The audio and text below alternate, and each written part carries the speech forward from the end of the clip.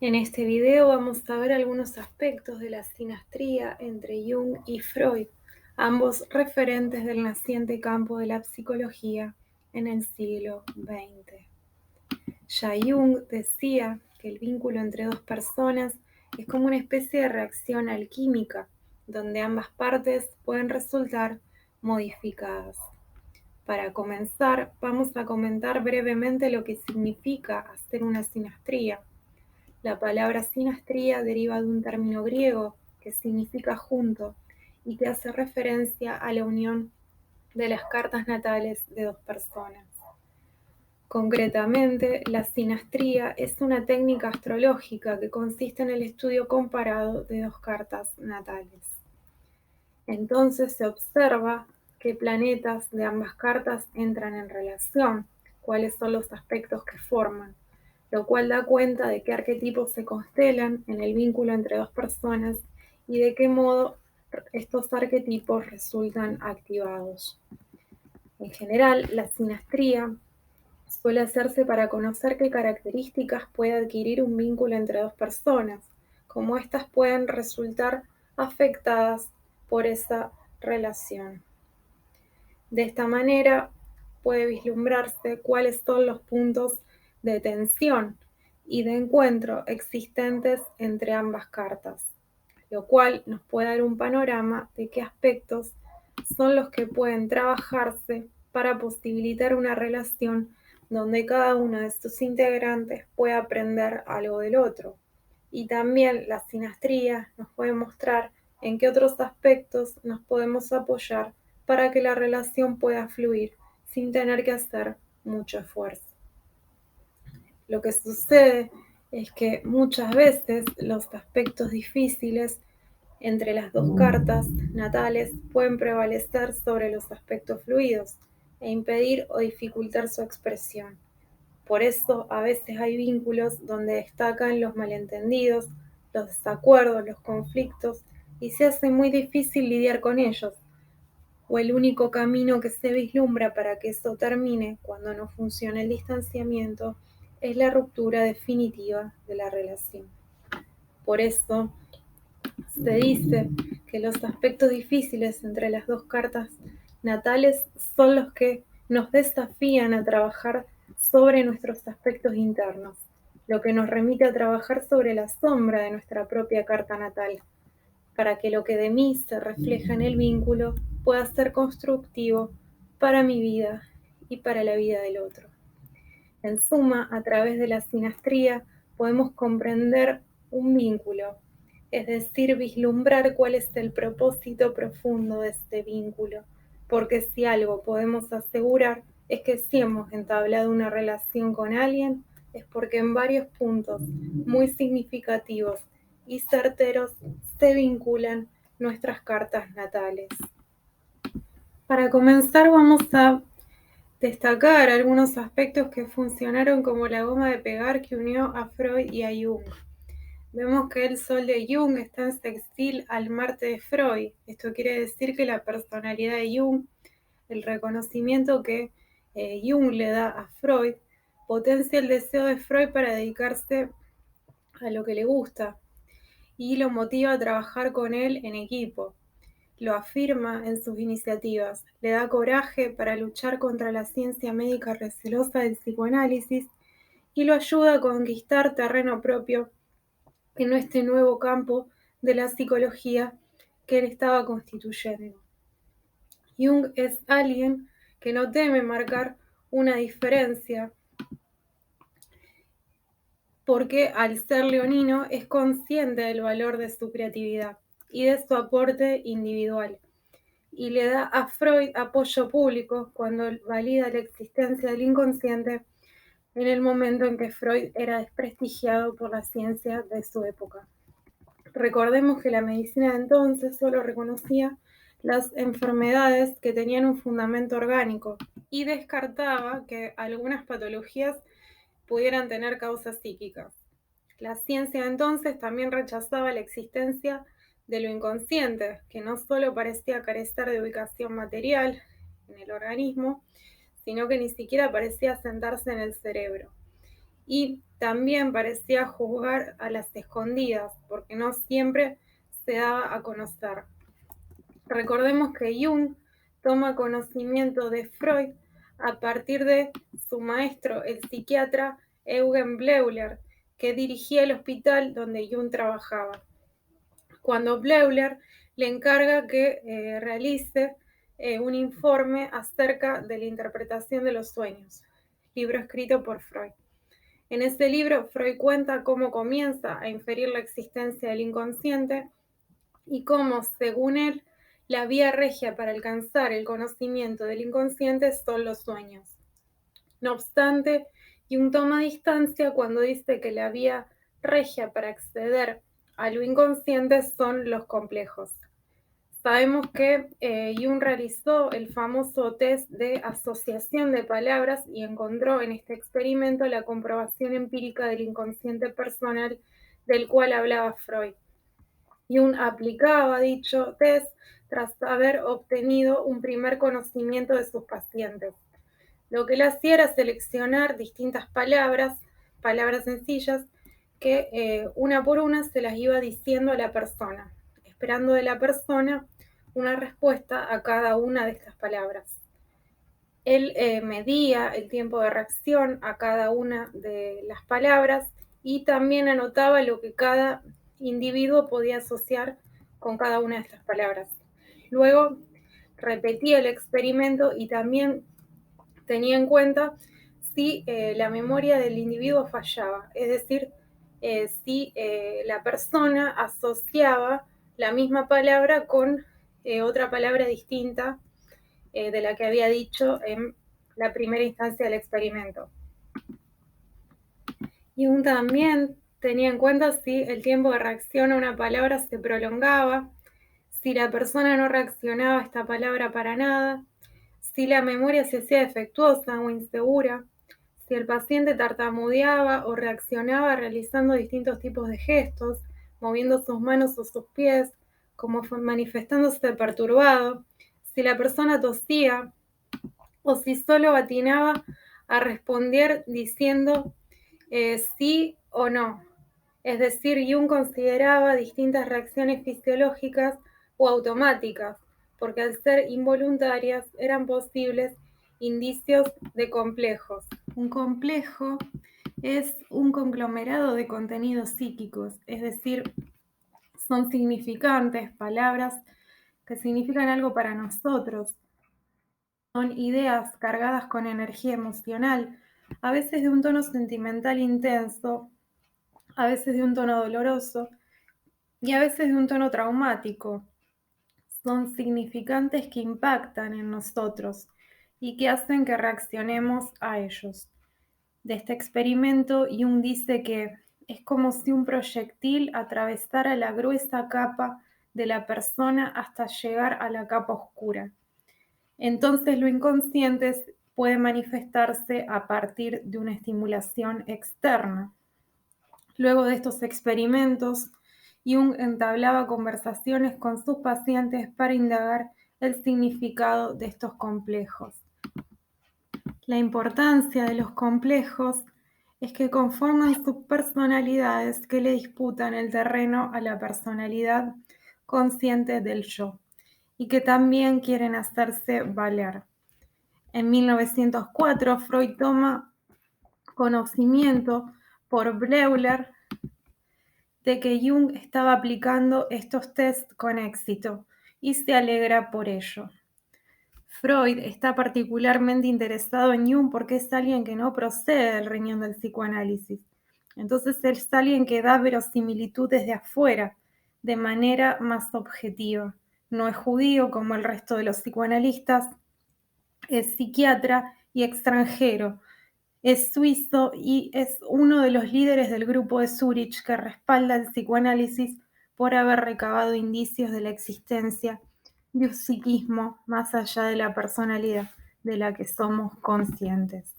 En 1905, Jung le envía a Freud sus estudios sobre estos experimentos de asociación y así inicia un intercambio epistolar con Freud que duraría 8 años y que llevaría a que se encuentren personalmente en algunas ocasiones, llegando incluso a compartir un viaje para ofrecer una serie de conferencias en Estados Unidos, donde Freud diría aquella famosa frase: les traemos la peste, en alusión al descrédito que generaba el psicoanálisis en esa época en Estados Unidos.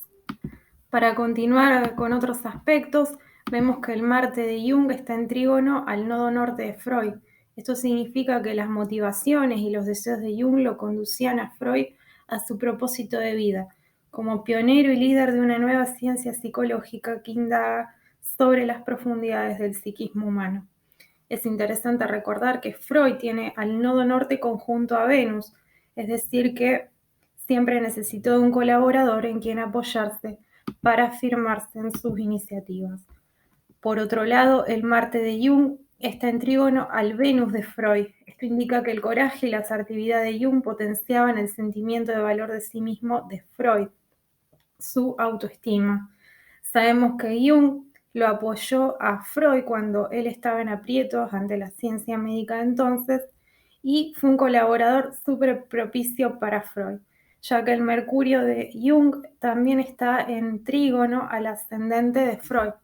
Esto quiere decir que la inteligencia de Jung y los intercambios que mantenía con Freud potenciaban el viaje del ascendente en Escorpio de Freud, interesado en indagar sobre las motivaciones ocultas del ser humano, el inconsciente y las cuestiones reprimidas del alma. Por otro lado, el Marte de Freud está en trígono al ascendente en Acuario de Jung. Esto significa que la lucha de Freud, que lo enfrenta a la ciencia pacata de entonces, lo lleva a Jung a encontrarse con su propia energía rebelde y rupturista, que más tarde jugará ante el propio Freud y que lo llevará a liberarse de él cuando sus caminos se bifurquen en la comprensión más profunda del psiquismo humano. Vemos que el Urano de Jung está en sextil a la luna de Freud. Esto significa que la mente abierta de Jung le potenciaba a Freud su seguridad para estudiar y teorizar. La alianza con Freud le daba a Jung seguridad para potenciar su pensamiento singular. Al fin tenía otro con quien podía discutir abiertamente e intercambiar ideas. Sin embargo, Freud no puede concebir del todo el valor de las colaboraciones de Jung, ya que él no comparte la excesiva importancia que Freud le atribuye al complejo de Edipo y a las vivencias personales de la sexualidad infantil. Jung introduce el inconsciente colectivo y la consideración de que el Edipo es solo un mito, un arquetipo más entre tantos otros que Jung se dedica a estudiar en profundidad. Entonces, Jung no quería refutar la teoría de Freud, sino ampliarla. Esto se entiende también por otro aspecto, que es Plutón de Jung, que está en conjunción al Mercurio de Freud. Esto quiere decir que Jung ejercía un efecto transformador sobre el pensamiento de Freud. Lo que Jung quería era profundizar el psicoanálisis. Vemos que Neptuno de Jung le cae justamente en la casa 6 de Freud. Y esto significa que Jung le lleva la teoría del inconsciente colectivo a la vida laboral de Freud. Jung planteaba que no necesariamente tenemos ciertas actitudes por haber pasado por cierto tipo de experiencias personales, sino que a veces los arquetipos que conforman el inconsciente colectivo ejercen un efecto tan potente sobre nosotros que podemos estar influidos por ellos sin saberlo, obviamente, de manera inconsciente. Por eso su teoría en este punto es transpersonal y cruza una frontera más allá del inconsciente personal presentado por Freud. Además, Jung plantea el concepto de sí mismo, que es el arquetipo de la totalidad, cuyo despliegue permite ir disolviendo la rigidez y la pretensión de centralidad y de unilateralidad de la imagen del yo. Por otro lado, a partir de este aspecto también, la inteligencia de Freud y las charlas que mantenía con él potenciaban el deseo de Jung que tenía de investigar y de indagar sobre lo inconsciente. Jung decía de Freud que le parecía extraordinariamente inteligente y perspicaz. Por otro lado, la inteligencia, la capacidad de razonamiento y las conversaciones que podía mantener con Jung estimulaban a Freud. Esto queda indicado por el Mercurio de Jung en sextil al Sol de Freud. Se dice que la primera vez que se conocieron conversaron durante 13 horas y a lo largo de 8 años incrementaron el intercambio epistolar. Llegaron a escribirse 259 cartas. Vemos que el Saturno de Jung está en sextil al nodo norte de Freud. Y esto muestra que las críticas de Jung en realidad estaban facilitándole el camino a Freud hacia su nodo norte en Acuario. Es decir, Jung estaba ayudando a que emerja el propósito de Freud, que en esta vida estaba de la mano de la creación de algo rupturista, un pensamiento diferente incluso a la concepción de ciencia que había entonces. Pero bueno, después vamos a ver cómo esto no fue posible porque prevalecieron los aspectos tensos entre sus cartas natales. Vemos que el Saturno de Jung está en trígono al Saturno de Freud y había un punto de encuentro muy fuerte en la dedicación que ambos ponían en su trabajo. Recordemos que ambos son Venus en casa 6, es decir, disfrutan de su trabajo, encuentran plenitud y realización en él, y en el trabajo ellos se potenciaron gracias a esta relación de colaboración, donde cada uno era sostén del otro. A su vez, este vínculo tenía chances de perdurar por este aspecto, a no ser por la imposibilidad de Jung y de Freud, que no pudieron flexibilizar esos aspectos duros que finalmente terminaron prevaleciendo y determinaron la ruptura de la relación, que no era solo laboral, sino también afectiva, como ya veremos. Vemos que el Saturno de Jung estaba en sextil al Venus de Freud. Esto es un aspecto muy favorable que otorga estabilidad y compromiso a la relación y quizás haya hecho que la relación se sostuviera por tantos años pese a las diferencias insalvables que existían entre ellos, diferencias que estaban planteadas de entrada. Este aspecto podría hablar de un amor incondicional. Si no hubiese sido sobrepasado por los aspectos difíciles entre ambas cartas. Pero si vamos a este aspecto, podemos decir que Freud se sentía potenciado en su ámbito de trabajo, que era la psicología por el sostén, el apoyo, la seguridad que le proporcionaba Jung, mientras que Jung se sentía potenciado por la relación con Freud, ya que Freud le dio a Jung un lugar de autoridad dentro del psicoanálisis. Si bien él era el destacado, Jung pudo convertirse en su segundo, en su mano derecha. Obviamente esto fue hasta que sus diferencias se hicieron muy fuertes, pero Jung llegó a presidir la sociedad psicoanalítica. Y Freud decía de Jung que él iba a ser su príncipe heredero en el reino del psicoanálisis. Por supuesto que a cambio le demandaba la adhesión total a la teoría, cosa que de Jung no iba a ser posible, porque él no era partidario de ningún dogma. Ahora vemos que el medio cielo de Freud le caía en la casa 7 de Jung. Esto quiere decir que la vocación de Freud, su profesión, lo complementaba a Jung. Jung veía proyectado en Freud un liderazgo apetecible. Jung se enamoró de la diferencia que Freud traía a la psicología y Freud veía un colaborador y buen socio para su proyecto de psicoanálisis.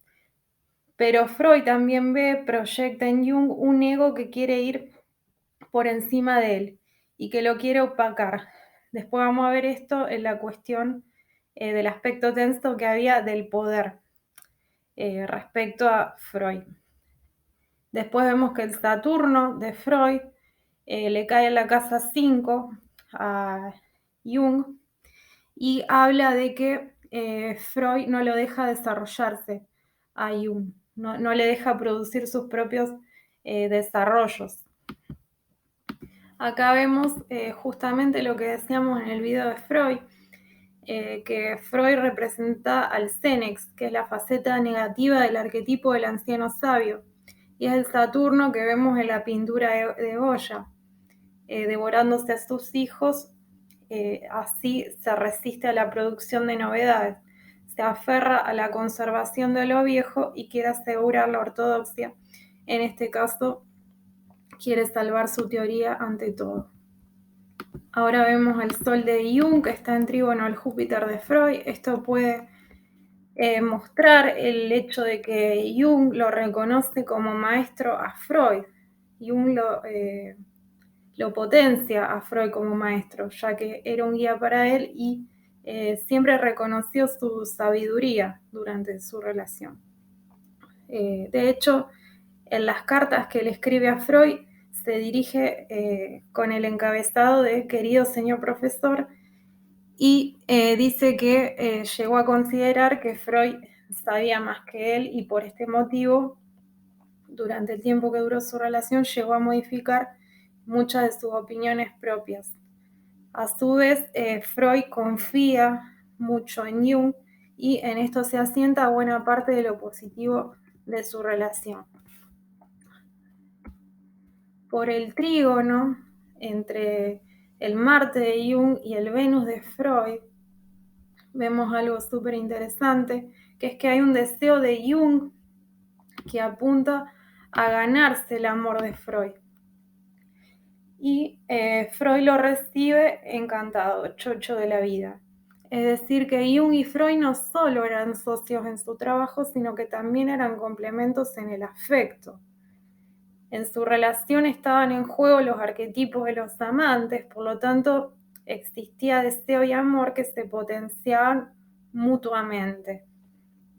Al respecto, es interesante también observar la luna en Tauro de Jung que le caía en la casa 7 a Freud y también le caía en conjunción a su sol en Tauro. Freud encuentra en Jung no solo la seguridad y la protección que necesitaba, sino que también haya intimidad, contención emocional y amor. Existía entre ambos una conexión íntima, un magnetismo profundo. Y Jung sentía que Freud tenía en cuenta sus sentimientos. Y a la vez él sentía que los podía expresar y que incluso podía mostrarse en su vulnerabilidad. Jung se enamora del empecinamiento y de la insistencia de Freud por la lucha, por la validación de su teoría ante la ciencia pacata de entonces, pero luego le va a criticar su terquedad porque él quería mantener su teoría sexual aún ante evidencia en contrario, y también le critica su resistencia ante los conocimientos esotéricos y sabidurías ancestrales que, según Jung, ofrecían enseñanzas sobre el funcionamiento del psiquismo, pero que Freud no quería incorporar a la teoría porque no iban a ser validados por el positivismo. Que él entendía que así nunca iban a aceptar al psicoanálisis. Vemos que el Venus de Jung estaba en sextil al Sol de Freud. Esto significa que Jung era el complemento perfecto a la identidad de Freud. a la personalidad de Freud. Esto significa que había mucho amor, mucha admiración de parte de Jung hacia Freud. Freud era seducido por Jung profundamente. Jung era joven, entusiasta, inteligente y tiene mucha afinidad con la personalidad de Freud. Potenciaba el valor de sí mismo de Jung, su autoestima, ya que si bien Jung tenía experiencia laboral en la psicología, porque había trabajado con Bleuler, que era el psiquiatra más importante de Suiza, él encuentra enseguida aceptación en el movimiento psicoanalítico en sus primeros años como psiquiatra. Y justo cuando se da cuenta que sus descubrimientos coinciden con los de Freud, en el sentido de la existencia y demostración de complejos inconscientes que actúan por sí mismos y tienen su propia voluntad independientemente del yo, es decir, de la personalidad consciente. Es decir, ellos comparten valores en común y esto hace que se hayan enamorado profundamente, se hayan vinculado de manera muy fuerte. Vemos también que el Venus de Jung está en trígono al Neptuno de Freud. Bueno, ¿qué decir de este aspecto? Impresionante. Claramente había sentimientos de amor y mucha idealización, de fascinación entre ellos. Freud lo tiene prácticamente hipnotizado a Jung y Jung no puede resistirse a recibir su influencia. De hecho, Jung decía de Freud que era el primer hombre verdaderamente importante que había conocido y que era notable en todos los sentidos. Y Jung le ofrecía un complemento a Freud y Freud abría su sensibilidad con él. Por supuesto, se abría todo lo que su poder le permitió porque Freud siempre quería controlar las situaciones. Yo había escuchado esta teoría de que en realidad ellos estaban enamorados el uno del otro y acá también se ve esto de las ilusiones entre ambos, de trabajar juntos, acompañándose el uno al otro, lo cual hace más fuerte luego la frustración y la desilusión por las desavenencias entre ellos. Y bueno, de hecho, Freud llega a escribirle a Jung, no se aleje tanto de mí si de verdad quiere estar junto a mí, ¿no? En relación a las diferencias teóricas que había entre ellos. Y esta teoría del enamoramiento da motivo a entender también cómo cuando ellos rompen relaciones, esto sea como un quiebre de relación amorosa, donde los integrantes se comportan como parejas despechadas, donde se hacen reproches el uno al otro, y es un tono de despecho el que se puede evidenciar en las últimas cartas que se escriben. No quiero prolongar mucho este video, pero quería mostrar un ejemplo de este tono de despecho que menciono. Por ejemplo, cuando Jung le escribe a Freud en una de sus cartas diciéndole que él no acepta la unilateralidad de la teoría sexual de la neurosis, Freud le responde sencillamente que no iba a aceptar eso, no iba a aceptar el desacuerdo de Jung con su teoría sexual. A lo que Jung deja de contestarle, ¿no? Ya no le escribe más cartas, es como si yo le grabara el visto, ¿no? En un mensaje. Y bueno, después de eso Freud le escribe y empieza a reclamarle que no le había escrito más. ¿Qué pasó? ¿Qué pasó? Vamos ahí, ¿no? Bueno, ante esta demanda, Jung le contesta que no le escribe porque estaba dedicándose a su trabajo, no para descuidarlo a él.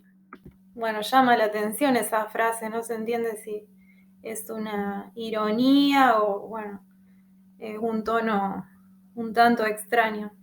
Por otro lado, hay anécdotas que se cuenta que cuando, por ejemplo, Freud no podía argumentar más en una discusión, él tendía a desmayarse como para evadirse de una manera bastante conveniente, pero sin resultar derrotado. Entonces se cuenta que después de haber sufrido un episodio de desmayo, Jung le escribió preguntándole a Freud por su salud. Y Freud le contestó como minimizando la situación, diciendo que es solo un poquitín de neurosis por la que no hay que preocuparse. A lo que Jung le contestó que ese poquitín de neurosis debería ser tomado más en serio, porque he tenido que sufrirlo en mi trato con usted, aunque usted no lo haya notado. Padezco del deseo puramente humano de ser comprendido intelectualmente y de no ser medido por la vara de su neurosis. Yo me mantendré públicamente con usted, pero conservando mis opiniones, y comenzaré a decirle en mis cartas lo que realmente pienso sobre usted. Considero este camino como el más honrado. Usted maldecirá de este extraño servicio que le presta un amigo, pero quizás le haga a usted bien. Bueno, no sin antes agradecer las intervenciones desde el más allá de Jung y de Freud, que también muy amablemente doblaron sus voces para poder entenderlos mejor. Concluimos la primera parte de este video. En la segunda parte veremos los aspectos entre ambas cartas natales que resultaron decisivos para la ruptura de esta relación que marcó la historia del psicoanálisis y que inició el camino de la psicología junguiana. Si llegaste hasta aquí, muchas gracias y nos vemos en un próximo video.